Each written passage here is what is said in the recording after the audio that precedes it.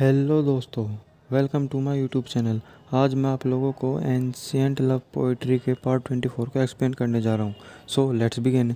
तो एपिसोड की स्टार्ट में हम लोग देखते हैं कि चिंगमू आउची को लेके स्टार को देखने के लिए आया हुआ होता है और वो दोनों वहाँ पे अपनी बातें कर रहे होते हैं, जिस पे आउची चिंगमू को कहती है कि मैं तुम्हारे साथ हिज हाइनेस के बर्थडे वाली पार्टी में तुम्हारे साथ जाना चाहती हूँ। जिस पे चिंगमू से कहता है कि नहीं, और वो कहती है कि मैं उसके बाद वापस चिंग पहले चली जाऊँगी, जिस पे वो उसे मना नहीं कर पाता और उसे कह देता है कि ठीक है। और फिर वो दोनों उस सीन को एंजॉय करने लगते हैं वहाँ पे स्टार देखने का। और उसके बाद हम देखते हैं कि जिंगजियाओ एक जगह पे बैठी होती है और वो ड्रिंक कर रही होती है। तभी वहाँ पे वुएन की एक दासी आती है और उसे अपने साथ लेकर चली जाती है और कहती है कि आप इतना ड्रिंक मत कीजिए, लेकिन वो उसके साथ जाने से भी मना कर देती है। लेकिन वो फिर भी किसी तरीके से उसकी दासी उसे वहाँ से लेकर चली जाती है और फिर वो हैन के कमरे में ले जाके उसे सोला देती है। और तभी वहाँ पे वो हैन के कमरे में जिंगजियान जिंगजाओ और मूगैंग दोनों आते हैं और वो भी ये सब देख के बहुत ज़्यादा दुखी होते हैं कि जिंगजाओ ने अपनी क्या हालत कर लिया। जिस पे वो हैन कहती है कि मुझे किसी भी तरीके से मेरी बेटी जिंगजाओ का वो ड्रैगन कोर वापस चाहिए। जिस पे वो वहाँ से जिंगयाओ गुस्से में चला जाता है चिंगमो को पकड़ने के लिए, लेकिन उसके पीछे पीछे जिंगजियान भी चला जाता है। और फिर वहाँ पे मूगैंग वुएन को कहता है कि मैंने अब इस चीज़ का डिसाइड कर लिया है कि मैं जिंगजियाओ को अपना ड्रैगन कोर दे दूँगा। जिस पे वुएन उन्हें मना करती है कि नहीं, और वो उसके सामने घुटनों पर आ जाती है। वुएन कहती है कि नहीं, आपको ये सब करने से पहले मुझे चिंगमो और हाउची को दोनों को सज़ा देनी है। जिस पे वो उन्हें मना कर देता है और जिस पे वो बहुत ज़्यादा इंसिस्ट कर रहा हुआ है, जिस पे वो मान जाता है कि ठीक है। और उसके बाद हम देखते हैं कि जिंगयाओ जिंग जैन वो दोनों ही वहाँ से जा रहे होते हैं और जिंगयाओ बहुत ही गुस्से में होता है और वो उसे जाके जिंग जैन रोक लेता है। जिस पे जिंगयाओ उसे कहता है कि तुम्हें मुझे रोकने का कोई हक नहीं है। और वो उसे कहता है कि तुम्हारी बहन वहाँ पे इतनी बीमार पड़ी हुई है और तुम अब भी चिंगमू को साथ दे रहे हो। जिस पे वो उसे अपने भाई की बात पे वो कुछ नहीं कह पाता, वो बहुत ज़्यादा उदास होता है और उसका भाई वहाँ से गुस्से में चला जाता है और कहता है कि तुम मुझे आज से अपना भाई मत कहना। और फिर तभी हम लोग देखते हैं कि हमें दिखाया जाता है कि फैंग रैन एक जगह पे बैठ के ड्रिंक कर रही होती है और उसे वहाँ पे ड्रिंक करता हुआ जिंग जैन भी देख लेता है और वो उसके बाद चला जाता है, जिसे देख के वो भी खुश हो जाती है और वो उन दोनों आपस में बात करने लगते हैं चिंगमू और हाउची के बारे में। और फिर वो दोनों बात करते हुए उन दोनों का टॉपिक अपने ऊपर चला जाता है कि जिंग जैन ने कैसी उसकी मदद की थी फैंग रैन की। वो ये सारी बात उसे कह रही होती है और उसका शुक्रिया अदा कर रही होती है। और वो देखती है तभी वो उसके मुंह पे अपने हाथों से उसके मुंह पे स्माइल कर देती है, कहती है कि तुम हंसते हुए अच्छे लगते हो, तुम्हें ऐसे नहीं रहना चाहिए। और वो तभी जब ये कह रही होती है और तभी वो बेहोश हो जाती है क्योंकि उसने बहुत ज़्यादा ड्रिंक की हुई होती है। और फिर तभी हम लोग देखते हैं कि जिंगजियान अपना वही बचपन का दिन याद कर रहा होता है जो कि फैंग रैन को याद नहीं होता। वो याद करता है कि किस तरीके से उस जंगल में जब उस पे एक डीमन हमला कर रहा था तब उसे फैंग रैन ने बचाया था और उसने उसे ये भी बताया था कि उसे यहाँ से चले जाना चाहिए। और फिर उन दोनों की बहुत अच्छी दोस्ती भी हो गई थी। वो दोनों वहाँ बहुत देर तक एक साथ खेल भी रहे थे, लेकिन जिंगजियान को वहाँ से जाना पड़ता है क्योंकि वो एक इमोर्टल है और वो एक डीमन जंगल था इसीलिए। और वहाँ से फैंग रैन चली जाती है और गलती से उसका एक फिनिक्स फेदर वहाँ पे रह जाता है, जिसे जिंगजियान उठा लेता है और वो यही सब याद करके बहुत मुस्कुरा रहा होता है। और फिर तभी हम अगले सीन में देखते हैं कि चिंगमू के पास हाउची आती है एम्प्रेस के बर्थडे में जाने के लिए और दोनों ने एक जैसी ड्रेस पहनी हुई होती है और चिंगमू उसे गिफ्ट में एक हेयर पिन देता है और उसके सर में बालों में लगा देता है।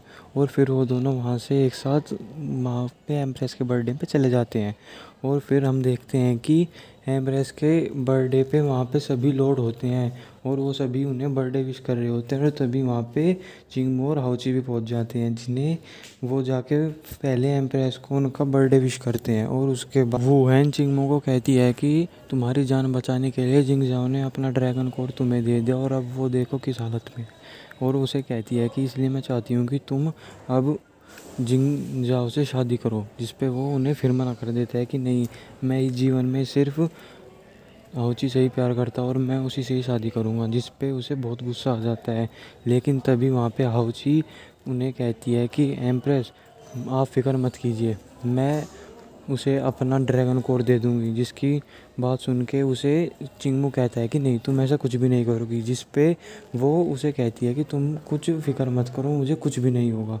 जिस पे तभी उसे याद आता है कि उस दिन जब वो स्टार देख रहे थे तब हाउची ने उसे ये क्यों कहा था कि मैं ये सब हैंडल कर लूँगी, मैंने एक रास्ता निकाल लिया है। जिस पे वो उसे ये करने से रोकता है और तभी वहाँ पे वुहेन सबको कहती है कि ये झूठ बोल रही है। अगर ये सच में गुजुन की बेटी होती तो इसके पास ड्रैगन कोड होता, लेकिन वो इसके पास नहीं है। ये एक झूठी है और इसने ये कैसे हिम्मत कर ली कि ये एक गॉडेस बन जाए। इसलिए वो गुस्से में उसके ऊपर अपने फिनिक्स फेदर से हमला कर देती है। लेकिन तभी चिंगमू अपने तेनजिंग स्पीयर से उसे के अटैक को रोक देता है। जिस पे वो गुस्से में कहती है कि तुम्हारी हिम्मत कैसे हुई चिंगमू मेरे अटैक को रोकने के लिए। जिस पे वो उसे कहता है कि मुझे हाउची की हर बात पे यकीन है और वो एक गॉडेस है, इसलिए मैं ये किसी को हक नहीं देता कि वो इस पे इस तरीके से इंटरोगेट करे। और वो फिर कह देता है कि मैं वो 49 थंडर स्ट्राइक लेने के लिए तैयार हूँ ग्रीन ड्रैगन प्लेटफॉर्म पे। जिस पे वो उसे मना करती है कि हाउची नहीं, तुम ऐसा कुछ नहीं करोगे, इसकी वजह से तुम्हारी जान भी खतरे में आ सकती है।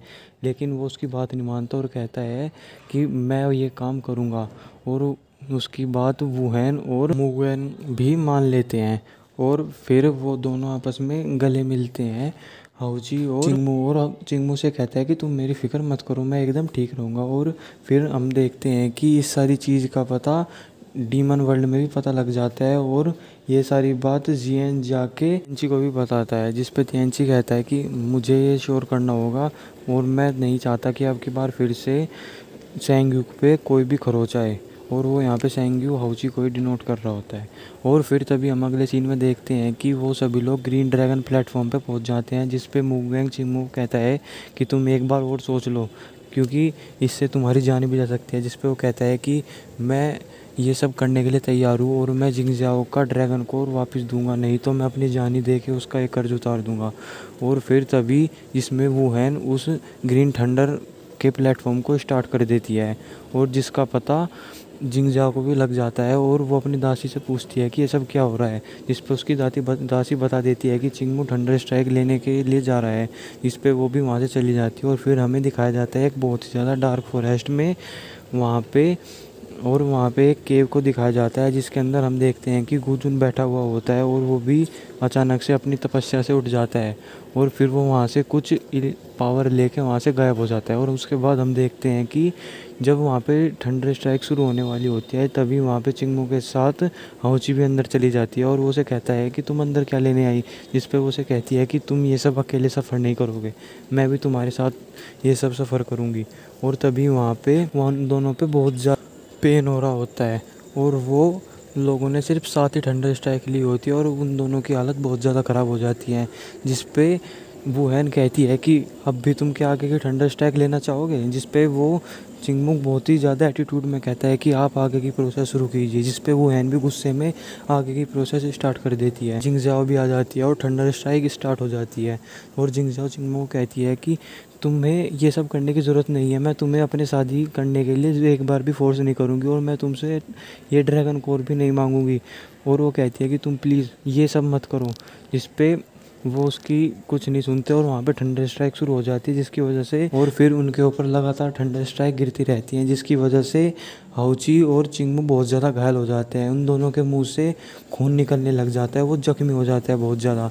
जो ये सब देख के वहाँ पे सब लोग बहुत ही ज़्यादा दुखी होते हैं और फेंगरेन और जिंगजैन भी बहुत ही ज़्यादा दुखी होते हैं। लेकिन वुहेन पे इस चीज़ का कुछ भी फ़र्क नहीं पड़ रहा होता। और तभी वहाँ पे और ज़्यादा थंडर स्ट्राइक गिरने लग जाती है जिस पे तभी वहाँ पे चिंगमू हाउची को बचा रहा होता है और वो सारी थंडर स्ट्राइक अपने ऊपर ले लेता है। और तभी हम लोग देखते हैं कि चिंगमू सभी पलों को याद करता है जब वो हाउची के साथ था और फिर उसे वहाँ पे उसी प्लेटफॉर्म पे लेटा देता है और फिर सारी थंडर स्ट्राइक को अपने ऊपर ले लेता है जिसकी वजह से उसके अंदर का ड्रैगन कोर निकल के वापस से जिंगजाओ के अंदर चला जाता है।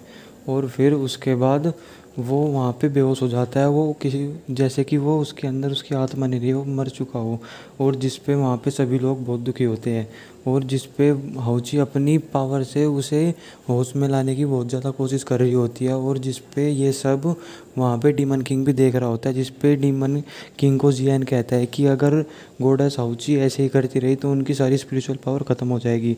जिस पे वो दोनों भी वहाँ से चले जाते हैं और वहाँ पे ये सब ऊपर से खड़े होकर देख रहे होते हैं।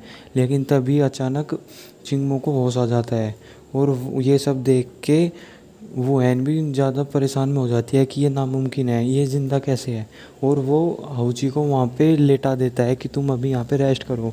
और फिर वो बहुत ही ज़्यादा गुस्से में आ जाता है और अपना तेंचिंग स्पेयर लेके वापस से 32 थंडर स्ट्राइक को स्टार्ट कर देता है, और उन सभी को चिल्ला के कहता है कि मैं अब उस पूरी दुनिया को दिखा दूंगा कि गॉड गेट का ट्राइब्यूलेशन लेना इतना भी मुश्किल नहीं है। और वो ये सब करने लग जाता है, और इसी के साथ हमारे एपिसोड की एक्सप्लेनेशन ये भी ख़त्म हो जाती है। Thank you guys.